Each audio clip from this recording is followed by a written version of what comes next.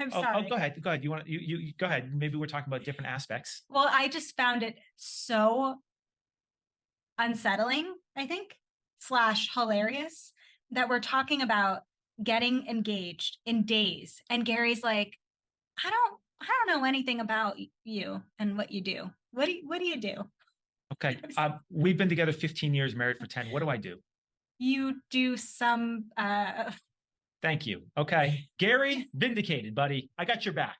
Not this one over here. She's trying to besmirch your image. I got your back. Reality. Therapist perception. Bachelorette. Hello and welcome back to Reactivity TV. I'm Amy Albero and I'm a licensed therapist. I am Chris. I am not a licensed therapist, but I've got a lot of opinions, and this is an episode that there were a lot of opinions to give on. So here I am. Oof. There were so many opinions, so many reactions on this episode and on the B-side with Bachelor in Paradise. So we have a lot to unpack. But before we do, just want to give you all a reminder to hit the like button at the bottom of this video and to also make sure you're subscribed to our YouTube channel so that you can continue to stay up to date on everything that we have coming your way.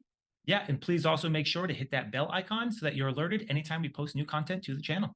Yes, actually, speaking of new content, even though the Bachelor franchise is not releasing any new content next week, we will be coming at you with a little bit of a Thanksgiving treat, giving some extra thoughts, especially my therapist thoughts on some of the relationships that we've seen.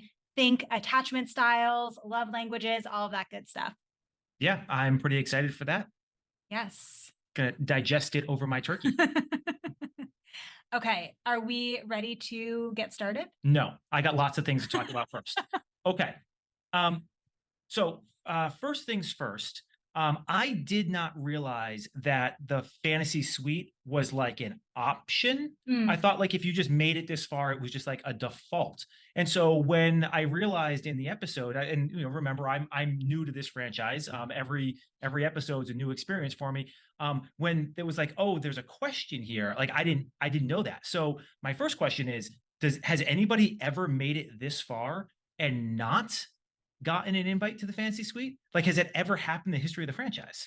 On Gabby and Rachel's season, Gabby was with one of her men, and he was really torn about whether or not engagement could happen. Mhm. And so they had a whole conversation around the fantasy suite. Should we go to the fantasy suite and maybe just use this as time for us to talk off camera? And I believe that they did not end up really going. They spent a lot of time debating about whether they should and if that would actually help or make a big difference. So I feel like if you're talking about it, you already have your answer. Yeah. And I'm also assuming that the fantasy suite is the equivalent of a one-on-one rose. Like if you don't go to the fantasy suite, you're out. Like that's sort of a like it supplants the rose for that particular episode. No, I think that's actually a really good analogy. Like instead of like, will you accept this rose as a way to move forward? It's, will you accept this fantasy suite as a way to kind of move forward in exploring our relationship? So I think that's a good analogy. Okay. I got one more crass question, but I feel okay asking this because I don't know if you noticed not, but Gerry was a bit of a dog this episode. I mean, in his one-on-one conversation, interview, whatever, with Jesse, he really just let it roll with what his intentions were and what he was interested in.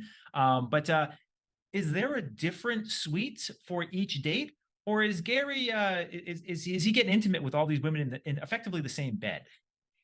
It does not appear that it's all the same suite or the same bed. What happened on previous, like way back pre-COVID seasons of The Bachelor, Bachelorette, is that these dates, these fantasy suite dates, would happen in different parts of that country or different parts of a city within a country. And so so they'd be exploring completely different areas, and therefore the fantasy suite would be like in a different like location. Different resorts entirely, potentially. Right. Gotcha. And in the invitations that Jesse, aka the art department, wrote for fantasy suites, in the invitation for Teresa, it mentioned the Costa Rican countryside, and in Teresa's, it referenced the waterfall, or the jungle. So that to me indicates that they were in different parts of Costa Rica, and therefore the fantasy suites were likely in different places. Gotcha. By the way, never been to Costa Rica. Have you? No, it looked beautiful. Beautiful. Yeah. Great job, Costa Rican tourist Yeah, board. yeah, exactly. No, I actually really liked it. I would go there. Mhm. Beautiful. You know, I like the waterfalls, like the scenic picturesque. It was very, very Yeah, pretty. I'm put it on the list of places to go. Yeah. Okay, so I got really one other question for you before we get into kind of the topics. And that is, can Gerry actually at this point pick Teresa? I think that Teresa is a very nice person. I also think that she's demonstrated a lot of emotional and mental fragility that I would be really concerned if I were Gerry and I was pick her and she was rewatching this, seeing the way he's behaving with Leslie and then seeing the way he's behaving with her. Mhm. I think that this, for all intents and purposes, kind of disqualifies Teresa. And this is, I think, one of the big problems that I'm having with this episode, which let me just say something right up front. Okay, everybody, this was the best episode of the season. Not even close. I thought this was overwhelmingly the most interesting, the best episode. That might have something to do with the fact that we watched it in a recording here in Miami instead of Connecticut. And it's November and, you know, everything's better in Miami. Or it might just be that production, you did a great job with this episode. But that being said, I think this is one of the problems with Faith going home is that Faith added a level of suspense. I have never thought that he could pick Teresa, certainly not after Hometowns. And now with the way that this episode was edited by production, I mean, I can't imagine picking Teresa, going home with Teresa, having her rewatch this show. I don't think that marriage could last. Okay. I wanna reserve some of my commentary on this for when we actually get into the dates. What I'm going to say is, I don't think it's necessarily about Teresa being emotionally fragile. Is that what you called her? Yes. If anyone was watching this back and had, whether you've gotten picked or not, like, what a shitty experience. Oh, sure. And so I don't think it's unique to just Teresa being how Teresa is. Well, I think it's a level of gradation and scale. It was a hard watch for us, and we're not emotionally invested or involved at all. Are you sure it's been 8 weeks? I feel pretty emotionally invested at this point. Like, when we're making a podcast, if we're not involved, who is involved at this point? Well, yes. Well, and so then amplify that times 1,000 or more to be Teresa or her family watching this back again, regardless of whether Gerry picks her or not. It was rough. It was a rough watch. Yeah. And you know, we can get into you know, what we think might happen as a result of this, but editing plays a strong role. And so after the whole Faith debacle and the shock of Faith, I am going to just keep a keener eye on the editing. I think Faith going home, as you said, did remove a layer of suspense, but I think they're still trying to do that again with the way that this edit is. I actually went back and watched the super tease of the season right before we recorded this, and that was illuminating because now I can match voices with without seeing faces. And so I think the editors are what is a super tease? Manipulating again hard. The super tease is the thing at the very beginning of the season when they say, like, this season on Golden Bachelor, and then they show you all the things that are going to happen and like all of the dramatic voiceovers and okay. Yeah. Did I watch that? Probably not. Yeah, like episode 1, you watched it. Sure. So I recommend going back to watch it again. Well, but I, unlike you, don't like spoilers. I don't want to know the ending of the book before I get to the ending of the book. I always want to know. Yeah, I don't know how I can enjoy it if I know what's going to happen. I like being able to look for signs to like piece together. Well, that's why you reread something or rewatch something. Nah. You get to retain the suspense, and then you rewatch it or reread it, and now you get to find the Easter eggs. No. Yeah, one of us is reading and watching wrong. One of us is not. Well, I am committed to being spoiler free for these seasons, Golden Bachelor and Bachelor in Paradise. I really don't want to know. I really do genuinely want to be surprised. As shocked as I was last week with Faith going home, I loved that I was so shocked. It's what makes this exciting. Yeah, good. All right. So shall we move into the actual events of the episode? Yes, but can I say one more thing? Well, then the answer would be no, because I want to say one more thing. But go ahead. Oh no, snarky Chris is back. Pedantic Chris is what my friends call me. Okay. I know that we do this at the top of every season, but because we have such an engaged audience to our podcast, thank you, by the way, keep the comments coming. I love reading them. I want to again reiterate that we are commenting only on what we see on the show. We don't know these people. I'm sure they're all great. We don't know them though. We don't have enough information to fully know them. All of our commentary is just based solely on what is portrayed on the screen, what the producers and editors and showrunners are giving us. That's what we're reacting to. So we truly have no like Greater opinion. That's why we oftentimes call them characters instead of, people or something like that. A lot of times our language is kind of couched in that because they are ultimately characters in a show, and then we call it reality TV, but we know it's not really reality TV. And yeah, so we are not passing judgment on them as humans. No. We're passing judgment on them as the characters that they are portraying in this reality TV show. Right. And not even on them, on their behaviors, on their choices, on their decision making, all of that stuff. And so with that being said, oof, I have a lot of judgment. Really, because I actually, this was one of the first episodes where I didn't feel super judgy. What are the big eyes for? I can be not judgy sometimes too. I actually really enjoyed this episode as much as one can possibly enjoy reality TV. What is the look for?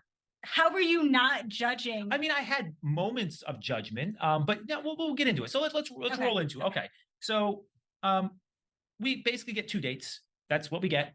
Nice, well structured. Each date effectively goes daytime activity, sort of like a relaxing after your daytime activity moment. Then you roll into a dinner. Then you roll into the overnight suite. And then we get a clip of them in the morning. So there's effectively 5 subcomponents to each date, right? Leslie goes first, at least as far as we see it. No, and then Teresa. She does comment that she's first. Oh, yeah. And that I thought was a really important factor, because we talked about this when the hometowns episode. We don't always know like the order that actually happens, but Leslie actually narrated for us that she was the first fantasy suite, and Gerry confirmed that Leslie was first and Teresa was second, which is meaningful. I just want to take a quick pause to tell you that Revive is hiring. In our Miami and Pittsburgh offices, we have full and part-time W-2 and 1099 clinician positions available, and this includes both postgraduate and associate level licenses, in addition to fully licensed clinicians. In our Connecticut offices, we have full-time, fully licensed W-2 clinician positions available, including clinical supervisor opportunities. If you are interested in working for a company that values community, work-life balance, and your personal and professional growth, then we want to meet you. Find a link to our website in our bio. Leslie and Gerry meet kind of on a path. They do the run, jump, hug. They do the whole like, hey, I missed you type thing. And then we find out what the first activity is. And the activity is rappelling. Now, I am on record about what I think makes a good date and what I think makes a terrible date. And I enjoy rappelling, sure. We rappelled. If I can find the photo, maybe I'll put it up on the podcast. But I agree with Leslie. I would have rather seen them ziplining if they were going to do an activity that served no purpose in their relationship at this stage and was going to be just a dumb activity. They should have done ziplining. This is the bowling thing. You can't really talk. You're kind of doing a solo side-by-side activity. Don't love it, but it is actually a fun activity. And then they end up in a swimming pool, a pool of water swimming that presumably looked a little cenote-like of some kind. I don't know if they have cenotes in Costa Rica, but that kind of concept. So give me your thoughts on the first aspects, the rappelling into the swimming. There is this element that Leslie tends to enact in Gerry, of Gerry kind of looking back and saying, I've got you. We saw him do that on the ATVs. We see him do that with the rappelling. There's something about their dynamic where Leslie, again, creates a dynamic or enacts this feeling in Gerry of being a caretaker. It's very clear that that's their dynamic, that Gerry is the caretaker and Leslie is the one being cared for. Also in the mix of Leslie being fun and adventurous and exciting.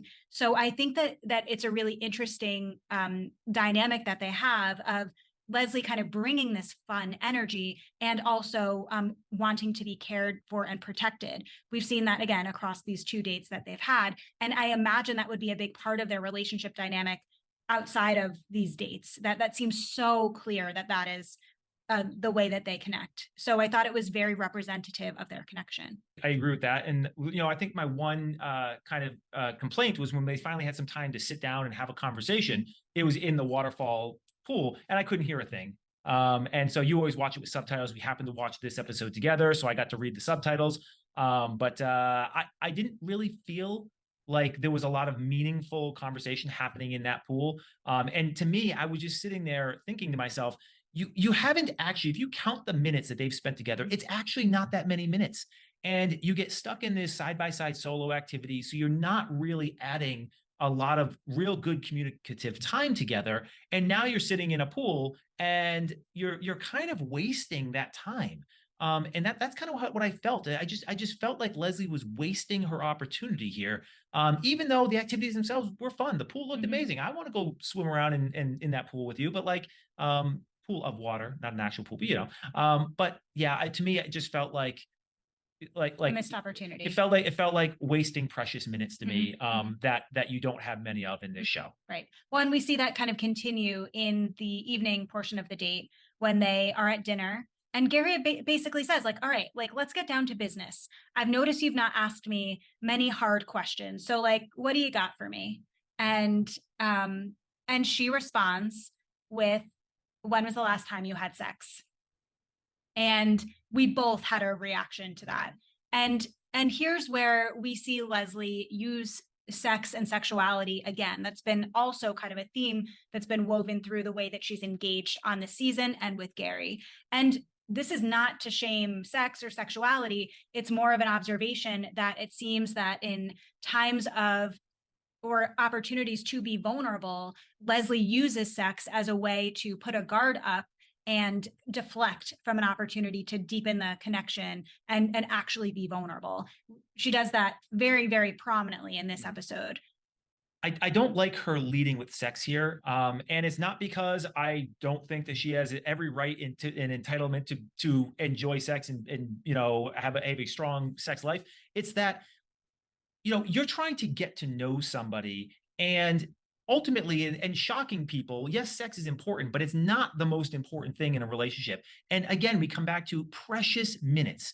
And literally, is the most important thing you need to know about somebody that you are thinking about spending the rest of your life with is when the last time he slept with somebody that wasn't you was, especially when tonight you get to potentially experience him for the first time. Like, I just feel like, again, wasted minutes on stuff that's not important. Right. Especially when that this man has already come right out and said he was with his like junior high sweetheart for 50 years. And he's only been, kind of on the market for 6. Like, how much experience outside of his wife could he possibly have? Like, so we're not, and he's 71. It's just like, it just feels like this isn't the right question. So my question then is she asking this because there's no greater depth to her? Or is she asking this as a defense mechanism? Or is she asking this because she's nervous? Or is it something else? But those are the 3 things I just go back to in this situation. Well, her utilizing it as a defense mechanism and her being nervous are not mutually exclusive. Sure, yeah. I see it as a defense mechanism. Her use of humor, defense mechanism. I had said before, like, she shies away from vulnerability and her walls go up. That we're saying the same thing. And we also see her in an ITM where she is talking about the fact that she tends to self-sabotage. And I'm not saying that she's self-sabotaged here. It kind of worked out in a way for her. But we can see that when things get close and more connected, she pulls away. And so I was appreciative of her self-awareness and her letting us in on one of her patterns that she can tend to self-sabotage, because that is a way that a person can self-sabotage, is with defense mechanisms, is making something more sexual than it needs to be, is shying away from an opportunity to actually talk about and think about and ask about more personal, deeper things that relate to your relationship and figuring out if you're compatible. So long story short, yes, defense mechanism. Yeah. So when's the last time you had sex? So Gerry asks her essentially, like, okay, that A aside, real question. Where are we going to live? Yeah. If we do this, where are we going to live? And her answer is essentially, I don't really want to leave Minneapolis, but I guess we'll figure it out. And he says, all right. Yeah. So I actually wrote down Gerry wants to talk about hard questions. Leslie goes straight back to talking about sex. Gerry asks a real question about living arrangements. Leslie's answer is terrible. And then is Gerry just trying to find any reason to be happy with her answer? You know, Like, is Gerry rationalizing? is he just completely rationalizing here? Because her answer was in fact terrible, correct or incorrect? Objectively. It was a non-answer. Yeah. It was an incomplete answer. We'll figure it out is not a good enough answer at this stage of the game when an engagement is on the table in mere days. Mm-hmm. And so I think, and again, we don't know, we didn't see the whole conversation. We don't know what they talked about in fantasy suites, but yeah, it did feel like Gerry just wanted like any reason to feel affirmed in moving forward. And so again, I think he rationalized that's a good enough answer for me right now. Let's keep it moving forward. Sure. Yeah. But it was in fact a terrible answer. It was unsatisfactory, I think. Yeah. Okay. So all things considered, the dinner seemed perfectly fine. I would have liked a little depthier conversation, but hey, we got a little bit, at least from Gerry's part. She does in fact get the invite to the fantasy suites. How do you feel about the whole invite process? Do you like, is this how it always goes? Did it same every time? Okay. Yeah. And like literally, if you choose to forego your individual rooms, you know, it's like a literal word for word. Gotcha. Okay. So, all right.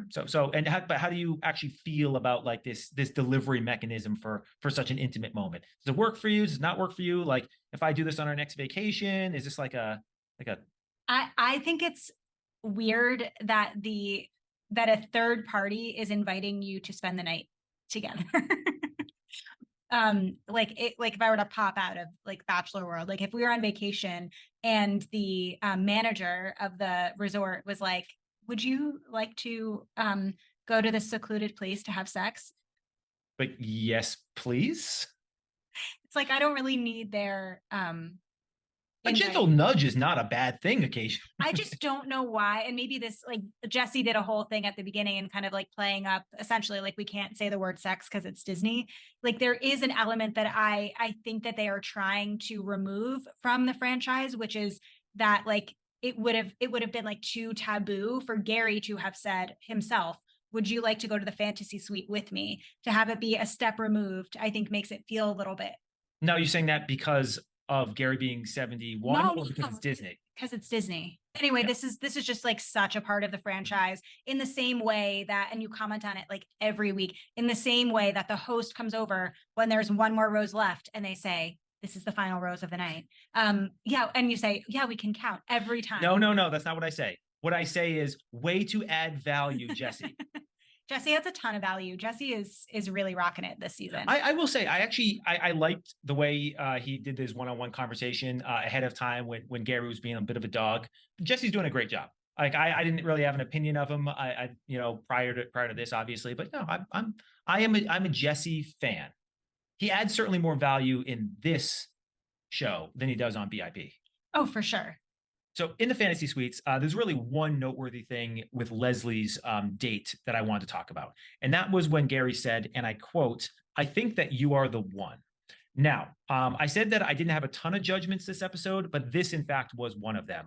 This felt like classic Gerry overpromising. Mm-hmm. Your take. Okay, that wasn't the whole quote. I have it here. Oh. He says, "You are the one I can't live without. You get it. I have to have you for my morning coffee and when I go to bed at night. No one else I would rather figure out where we would live with than you. I am all in and 100% committed to this commitment for the rest of my life." Yeah, sounds a lot worse when you read the whole quote. Oof. This was a lot. If he doesn't pick Leslie and Teresa hears that back, oof. There's no way out of this. He wriggled his way out of it when he told I love you to 3 people, or said I love you about 3 people, in that he had love for them in these moments and that was genuine. There's only one. That is how math works. We nailed one of them. I was like, oh my God. Like the only way Gerry could have gotten out of this is if the next morning he said, okay, I've made my choice. I'm going to see Teresa and say goodbye. That I would have been fine with that. But like this, you are the one I can't live without. That's been what he's been searching for this whole season per, Trista Sutter's advice. It was a lot in a quote. That was was a lot. hard to listen to because it did everything we were talking about before. It reduced all suspense because how can you not pick her? It makes you feel really bad for Teresa because she is going to be crushed when she watches this back. It just, if he doesn't pick Leslie, this is a colossal overpromise. So this again, Gerry, you've had a couple of these unforced errors. This feels like a major unforced error. Regardless of whether or not he picks her or not, because, Teresa, she's not going to feel good about this one, watching this one back. So, No. yeah. And if for whatever reason he does end up picking Teresa, then Leslie is, completely misled here. Yeah, absolutely. Their date, concludes. We see them in bed the next morning talking about how they stayed up all night, until 2 or 3 in the morning. Gerry tells us in an ITM, what happened in there is none of our fucking business, which I agree. Good, Gerry, show some discretion. You could have used some of that discretion on the date, by the way, just my opinion. So that finishes up. And then that very same day, he goes on his remaining date with Teresa. Yeah. So Teresa's date, again, we got the same 5 subcomponents. And this time, instead of going rappelling, we're going horseback riding. Then we end up, was it like a picnicky type thing or something like that, whatever, on a bench or whatever it was. And then we end up at the dinner. And then we end up in the fantasy suite. And then the morning I thought was a little bit interesting in a different sort of way. So yeah, let's first start off with my classic complaint about these date activities. Horseback riding is quite literally the same thing as rappelling. It is a solo activity. You're doing side by side, not really be able to have conversation. I already complained about horseback riding once this season on BIP when Tanner and who did Tanner take? Kat. Tanner and Kat go horseback riding like weeks ago. Don't love it as a date. What I will say is that Teresa handled that horse way better than Kat with a K handled the horse. Good for you, Teresa. But she was clearly in her own head. She was clearly spiraling. Gerry was in his own head. Teresa had every right to be in her own head. I'm not disputing that. I'm saying that it was, in fact, she was in her own head, but also Gerry was as well. They were both, it was just sort of awkward.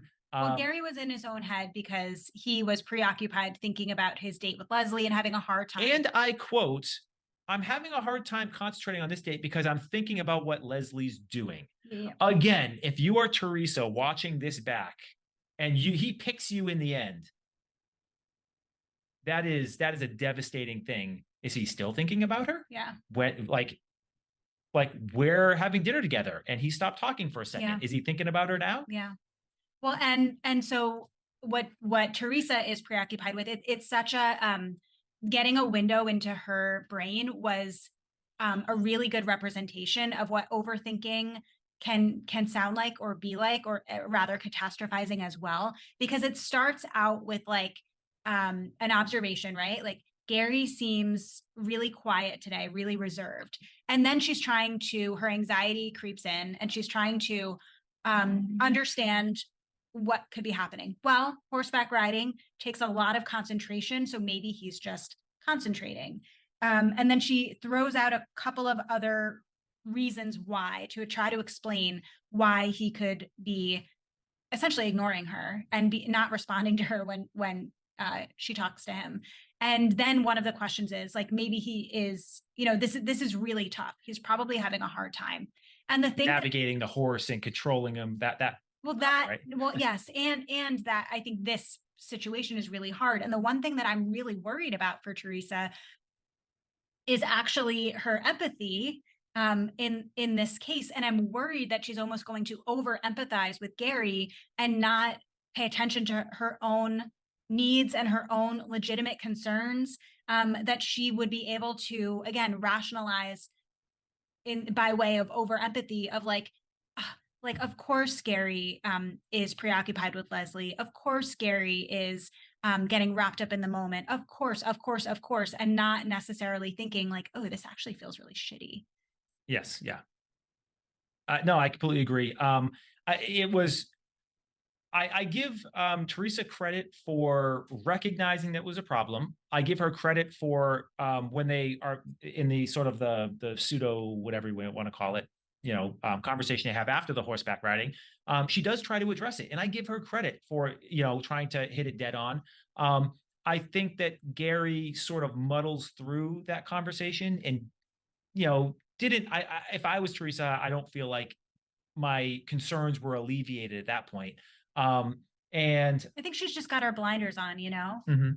Yeah. So the note that I made with respect to this point in time in the date was he just does not seem like he's into her, Mhm. and that was kind of my concern. And it comes back to the suspense thing. Either this is a great job by production tricking us, but Mhm. there's a lot of conversation about how much he likes Leslie, and there's a lot of ambivalence about Right. his situation with Teresa. Right, right. It seems like he's like kind of having this, and we talk about this a lot on the B side in Bachelor in Paradise in general, of being good on paper.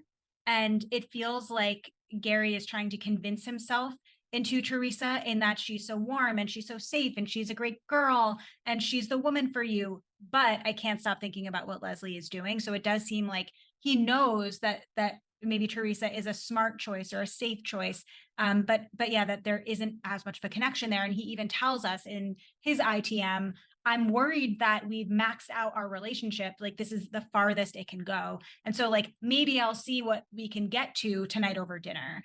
And like, let me give this one last college try here. Yeah.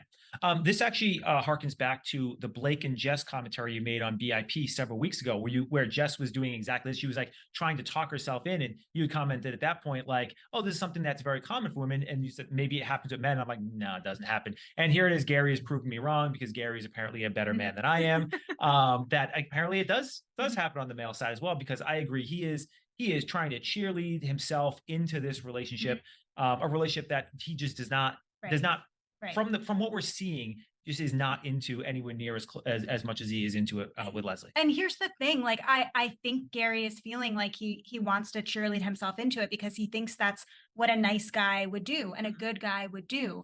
But actually what the nicest and kindest thing anyone can do in this moment is to just be upfront with how they're feeling and say, like, I think I found the one in someone else and it's time to say goodbye. And that might hurt a little bit in the moment, but it's like ripping the Band-Aid off, because the longer that this goes, the harder it's going to be. It's selfish to kind of try to muscle your way through when you already know it's not it.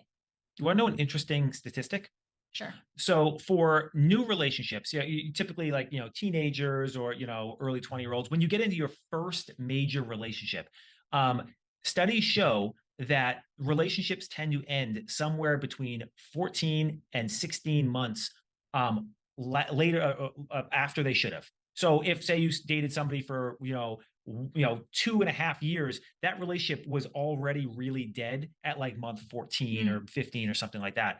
And what they basically the people who were doing this study surmised was that when you're young, you don't know. Breaking up is hard, right? It is really, really hard, and oftentimes it's especially at younger ages, it's more likely to be the man, statistically speaking, breaking up with a woman at younger ages. And as a result, just because of the way men think about things and do things, these relationships just linger on. And this is sort of what I felt like. Here's a man who hasn't really been in a relationship in 50 years. And that's what it felt like to me.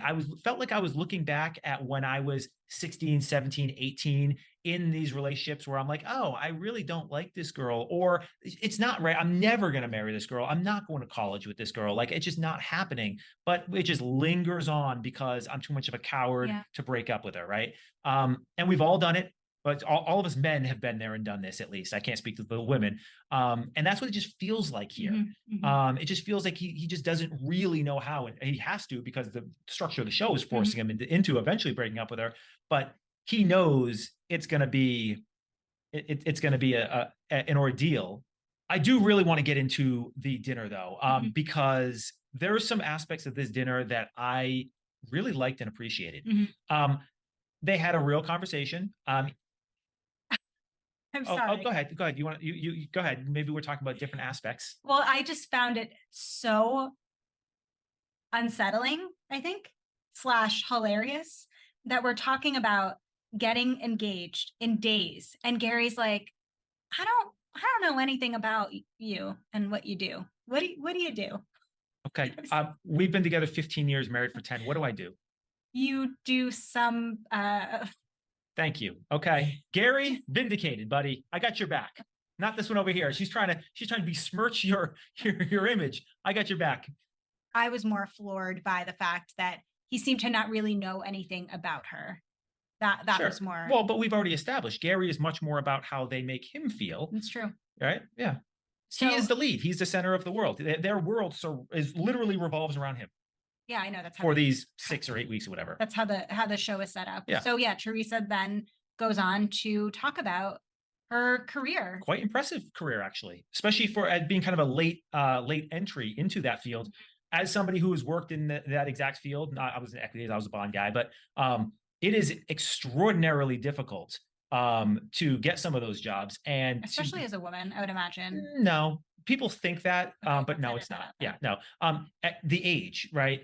It's much more difficult getting one of those jobs.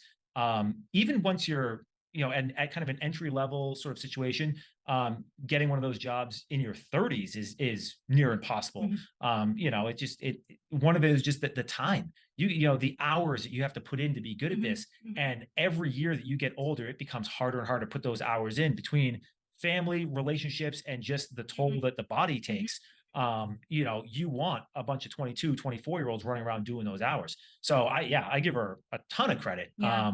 I mean, I had a whole entirely new perspective on Teresa when she was sharing about her career, the confidence that she portrayed. Most confidence she's had this whole show. That was awesome. And I had said to you while we were watching it, like, I feel like I'm seeing an entirely new side of Teresa, and I loved it. I loved being able to meet that part of her, that side of her that does feel confident, that does feel self-assured, that feels successful, that has a lot of independence, because we don't really see that come through in the way that again is getting portrayed to us on the show. So I'm so glad that we saw that, and it seemed to be such a highlight for Gerry as well. So where has that been hiding? I mean, I want to just say in the edit, I don't know. Okay. I don't know. I mean, again, she could essentially be compartmentalizing in a way, in just like her main objective here is to date this guy. And so she might have put that part of herself away because it might not have felt as relevant to dating this guy. I don't know. Yeah. All right. So they go on their overnight. No. Before we go on the overnight, there's something really important that happens, and it was actually my favorite part of the entire episode. It was going to be my rose, actually, until something happens at the very end of the episode that supplanted this. But Gerry asks her what I think is a really touching question. And he says, do you ever still talk to Bill, her late husband? I still talk to my wife, even though she's not there, kind of talking to them into the aether. And this actually really hit home for me because this will be me. You and I have a cat. He's named Max. He's a little orange tabby. And we talk to Max all the time. And even when Max is there, we could be on vacation, we're talking to Max. Max is back in Connecticut right now, being cared for by his grandmother. We just talked to Max last night, basically, in the apartment. He's just sort of like, his presence is just always there. And whenever we got to just bounce something off the wall, like Max is going to be who we're going to talk to. I can't tell you the amount of times you won't be home. And I'll be sitting at the nook in the kitchen, and he'll pop up on the thing, and I'll be like doing something, and I'm just like trying to talk through it. I'd be like, Max, what the heck is going on with this thing? And I'll just be talking to him as I'm working through. He just sort of becomes like this sounding board, and I just know like that. God forbid you die before me. Please don't. If you were to die before me, I know that I'm going to replace that Max, what is going on, with Amy, what's going on, or whatever. And I could just see myself for the rest of my life, like having those conversations with you in the aether. And so it just really it really hit home for me because I just feel like that could be me in the future. So that was I really enjoyed that moment. It was maybe one of my favorite kind of small moments in the entire season. Actually, it was that meaningful to me. So you just wanted to skip right onto it to the overnight. So clearly it was meaningless to you, but any thoughts? No, I did think that was like a really sweet moment. And I think it highlights again a great element of grief, right? That they both said this. This is not about replacing their spouse. This is about meeting someone else, and that they'll always carry a memory and love and so much of their life with their spouse. And I thought that was a really great way to illustrate that. Yeah, I'm still a little concerned when my second wife does something I don't like, and I'm like, Amy, can you believe this behavior over here? Ooh, I feel bad for her. I'm just kidding. I'm not having a second wife, you know. All right, the overnight. This one was a little bit lackluster because it didn't really, we didn't get much of an edit on it. Like it was short, fast, kind of to the point, and in out.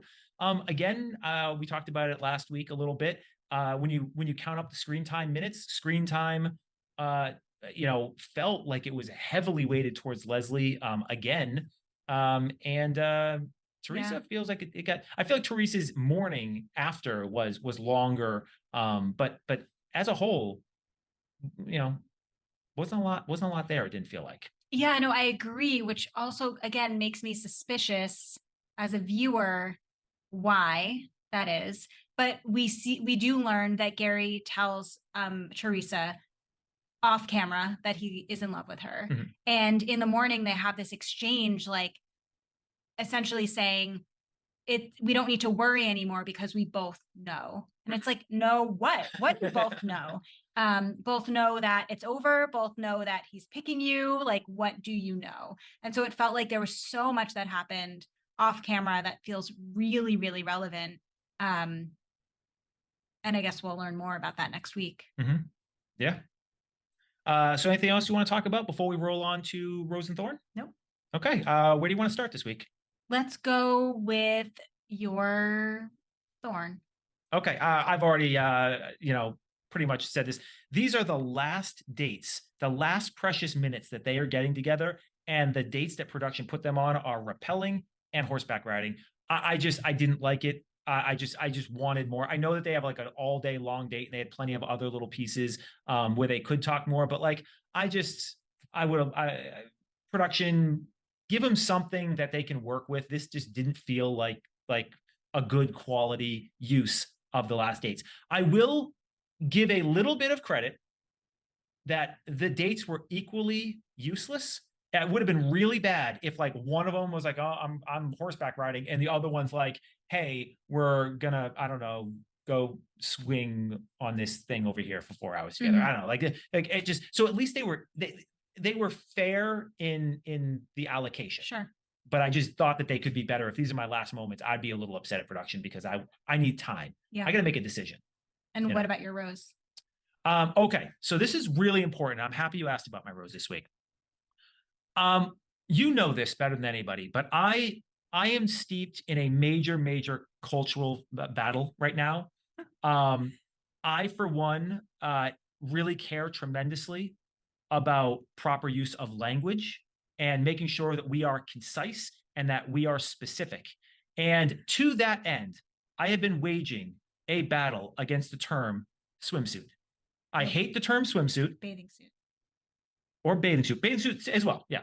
Bathing suit and swimsuit. Both of these. Bathing suit, swimsuit. I'm not bathing in this suit, right? And yes, I'm swimming in it, but it's not a suit, right? It's like a suit is a tie and a jacket, right? So swimsuit and bathing suit are bad terms.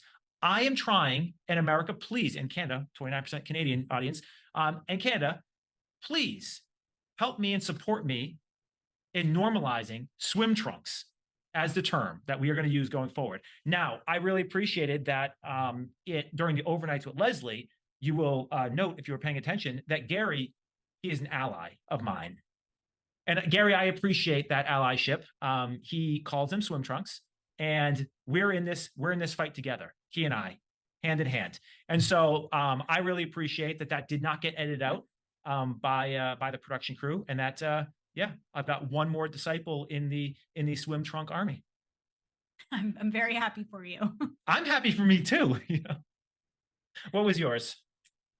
Let's see. My rose is a twofer, I guess. One thing that we actually didn't talk about on the Gerry and Leslie date was their dinner conversation included a dialogue around the phrase "till death do us part."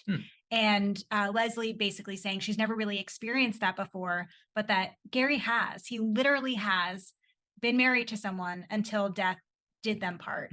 And I just appreciated both of them holding on to kind of the sacredness of a vow and the idea of like really thinking about this, taking this so seriously. And I think we talked about this so much throughout this season, but the conversations, the depth of conversation, even though we're saying, yeah, didn't get that deep, but like truly the depth of conversations throughout this show, especially on these overnight portions compared to the Bachelor franchise, like parallel on Bachelor in Paradise, they're thinking about engagements. They're not having these conversations. And so anyway, this was a great illustration of being able to, with maturity, with life experience, be able to actually communicate about things from a deeper level, understand what's really important, know what you're actually signing up for when you say "till death do us part," or what it means to get married. So that I really appreciated seeing and hearing. And I do just want to acknowledge that we didn't talk about that part, and that was an element of the date with Leslie that did get a little deeper that we didn't discuss. My other rose again goes to Jesse. And you mentioned this too. I loved the way that Jesse and Gerry engaged this episode. I thought it was hilarious. I thought, when Gerry was asking Jesse if like he ever notices like when Jesse's parents like might come downstairs with a little pep in their step, like it just made me laugh so hard. I like their dynamic. The way that Jesse is engaging as a host this season with Gerry is awesome. And it adds a layer that I really, really enjoy. Yeah. So those are my two roses. Gerry gets two roses. I get two roses. That's Gerry fair. gets to say I love you to two people. I get to say I love two different things here. That's fair. I'd prefer that to two people. My thorn this week is an obvious one. And that's similar to what you had said for your rose, the power of language. And so these over promises, I have a really, really big issue with. It's too much. They can be very, very hurtful and harmful. And I would appreciate more restraint when you are engaging in relationships with people that you care about. This idea of being a nice guy, nice can look different than the way that Gerry is portraying it. I think what he's doing is quite unkind, actually, and bordering on like creating kind of an emotionally unsafe environment where he's making it seem as though they really can trust him with their heart, but that's not actually possible to do when, again, there's more than one woman in the picture. And yes, I understand that is the setup of the show, and yes, that's what the women signed up for. And Gerry, as the lead, does not need to play the game this way. We've seen plenty of other leads not engage with their like two front runners in this way. And so I just have like such an ick and such a discomfort when watching the way that he throws around these promises. Yeah, I agree. All right, shall we get out of here? Yeah. All right. Okay, so that wraps us up for this episode of The Golden Bachelor, episode 8, Fantasy Suites. We have the B-side for Bachelor in Paradise, episode 8, and that was, whew. I'm going to say it again. Also, my favorite episode of the season for Bachelor in Paradise. Fantastic episode. Yeah, it was really, really good. A lot to say there. So make sure you check out the B-side as well.